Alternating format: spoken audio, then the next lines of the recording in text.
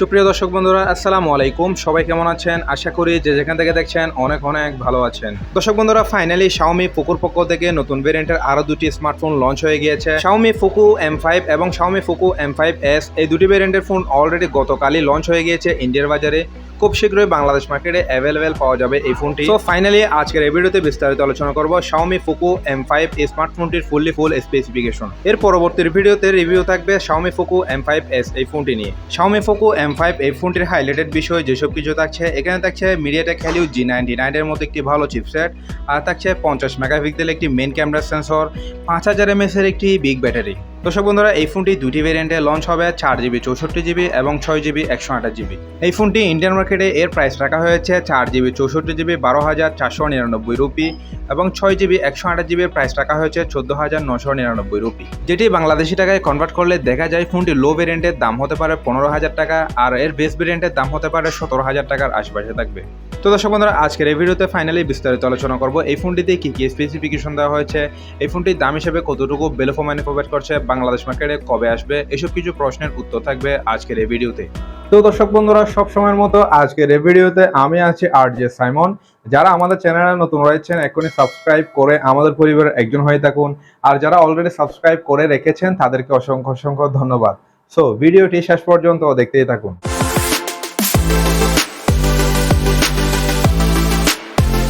সর্বপ্রথম এই স্মার্টফোনটির লুক আর build quality নিয়ে যদি কথা বলি, এই ফোনটি দেখতে যথেষ্ট চমৎকার লুকিং এর একটি ডিজাইন। এর রিয়ার প্যানেলটি দেখতে অনেকটাই Poco M4 ওই ফোনটির মতো দেখতে। ফোনটির রিয়ার প্যানেলটিতে সামান্য কিছু পরিবর্তন করা হয়েছে। রিয়ার প্যানেলটিতে আসলে দেখা যায় খুবই সুন্দর তিনটি ক্যামেরা মডিউল, তার পাশে রয়েছে একটি ডুয়াল এলইডি ফ্ল্যাশ লাইট, তার সাথে রয়েছে Pocoর ব্র্যান্ডিং। এই ফোনটির সিকিউরিটি সিস্টেম হিসেবে দেওয়া হয়েছে সাইড মাউন্টেড ফিঙ্গারপ্রিন্ট সেন্সর, যেটি খুবই ফাস্ট এবং অ্যাকুরেট বলেই জানা গিয়েছে। এই ফোনটির ওজনে রাখা হয়েছে 201 গ্রাম, খুবই স্লিম হালকা পাতলা একটি ফোন, যার কারণে এক হাতে খুব ভালোভাবে ব্যবহার করা যাবে। ফোনটির ফুডস অ্যান্ড বাটন হিসেবে থাকছে power button, volume rocker, speaker grill এবং USB type C 2.0 3.5mm headphone jack. এই ফোনটির আরেকটি ভালো ব্যাপার হচ্ছে এই ফোনটিতে দুইটি সিম কার্ড স্লট ব্যবহার করা যাচ্ছে, পাশাপাশি এক্সটার্নাল মেমোরি কার্ডও ব্যবহার করার সুবিধা রয়েছে। আপনি চাইলে আপনার ফোনের স্টোরেজটাও ইচ্ছে মতন বাড়িয়ে নিতে পারেন। অবশ্যই এই ফোনটি 3টি কালারে লঞ্চ হবে, ব্ল্যাক, গ্রিন, ইয়েলো। তো পার্সোনালি আমার কাছে এই ফোনগুলোর কালারগুলো যথেষ্ট ভালোই লেগেছে। আপনাদের কাছে কেমন লেগেছে অবশ্যই কমেন্ট বক্সে কমেন্ট করে জানাবেন, কারণ দিন শেষে আপনার মতামত আমার কাছে অনেক বেশি দামি। এইবার আসা যাক এই ফোনটির ডিসপ্লে সেকশনে। এখানে আসলে দেখা যায় খুবই সুন্দর 6.58 ইঞ্চের একটি IPS LCD ডিসপ্লে, যেটি কিনা ফুল HD প্লাস রেজুলেশনের এবং 90 হার্জের রিফ্রেশ রেট। ডিসপ্লেটি প্রোডাকশন করছে গরিলা গ্লাস 3 এবং 401 ppi ডেন্সিটি। অবশ্যই এর ডিসপ্লেটির হাই ব্রাইটনেস থাকছে 500 নিটস ব্রাইটনেস। দর্শক বন্ধুরা, ওভারঅল এর ডিসপ্লে পারফরমেন্স কেমন হবে? আমি বলবো এখানে একটি ফুল HD প্লাস রেজুলেশনের IPS LCD ডিসপ্লে হওয়াতে শার্পনেসের ঘাটতি একদমই হবে না, আর 90 হার্জের রিফ্রেশ রেট হওয়াতে অনায়াসে টাচ রেসপন্সটাও ভালোভাবে পেয়ে যাবেন। আর ভালো ব্যাপার হচ্ছে এই ফোনটিতে দেখছে 401 ppi ডেন্সিটি, যার কারণে এর ডিসপ্লেটি খুবই সুন্দর কালারফুল এবং স্মুথলি পারফরমেন্স করবে।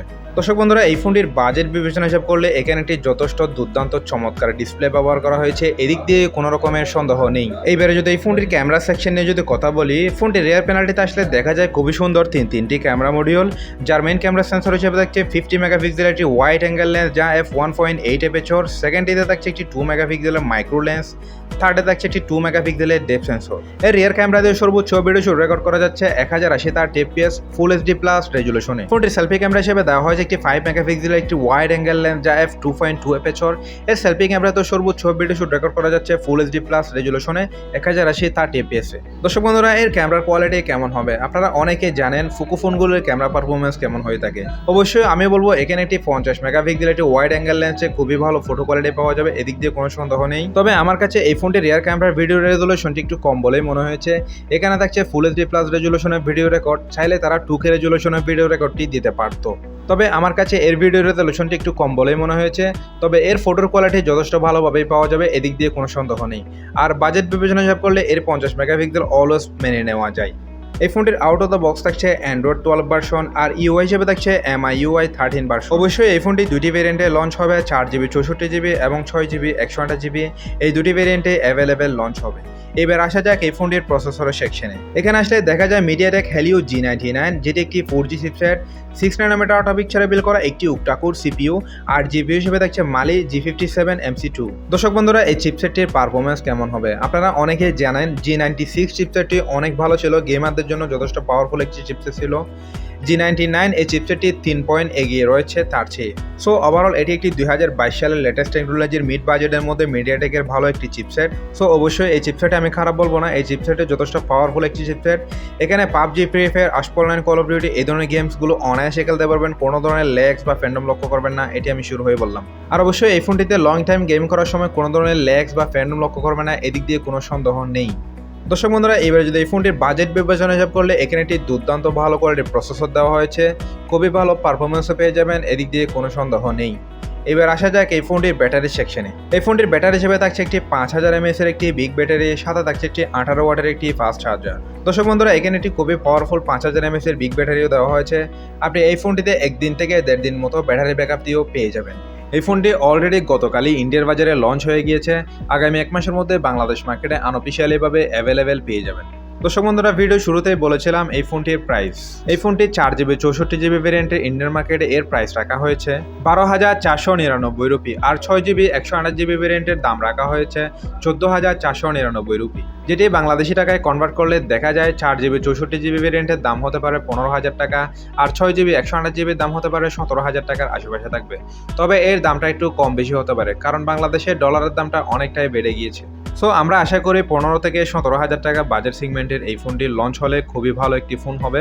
এইবার যদি 15 থেকে 17,000 টাকা বাজেট সেগমেন্টের এই ফোনটির ভালো দিকগুলো যদি আরেকবার বলি, প্রথমে আমি বলবো এই ফোনটি দেখতে যথেষ্ট গুড লুকিং এর একটি ডিজাইন, আর দ্বিতীয়ত এখানে একটি খুবই ভালো মানের 90 হার্জ এর refresh rate IPS LCD display provide করছে এই ফোনে, এটি ভালো দিক। আর তৃতীয়ত এখানে একটি খুবই ভালো মানের গেমিং চিপসেট ব্যবহার করছে, যারা গেমার রয়েছেন তাদের জন্য অবশ্যই এটি একটি ভালো চিপসেট। আর চতুর্থত এখানে একটি 5000 mAh এর একটি বিগ ব্যাটারি দেওয়া হয়েছে, এদিক দিয়ে কোনো সন্দেহ নেই। আর এর ক্যামেরা সেকশনটি ওভারঅল রয়েছে, কারণ এখানে ভিডিও শুটের ক্ষেত্রে 2K রেজুলেশনে ভিডিও রেকর্ডটি দেওয়ার দরকার ছিল, তবুও 50 মেগাপিক্সেলের ক্যামেরা সেন্সরও খুবই ভালো ফটো কোয়ালিটি পাওয়া যাবে, এদিক দিয়ে কোনো সন্দেহ নেই।